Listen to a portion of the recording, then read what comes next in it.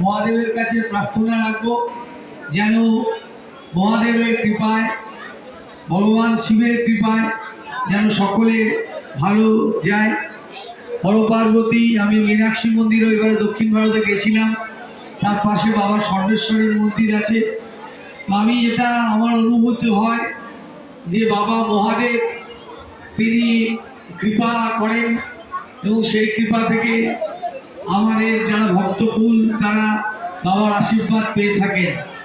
তাই দেবাদিদেব মহাদেবকে আমার প্রণাম, যে মন্ত্রের মধ্যে দিয়ে প্রতিদিন ভগবানকে প্রণাম জানাই, মহাদেবকে প্রণাম জানাই। ওম নমঃ শিবায় শান্তায় কারণত্রয় হেতবে নিবেদয়ামি চত্মানম তম্ভূতি পরমেশ্বর। হে বাবা কেদারনাথ, হে বাবা কৈলাসপতি, হে বাবা পার্বতীনাথ, তারকনাথ, হে বাবা আমাদের ত্রম্বকেশ্বর, আমাদের বাবা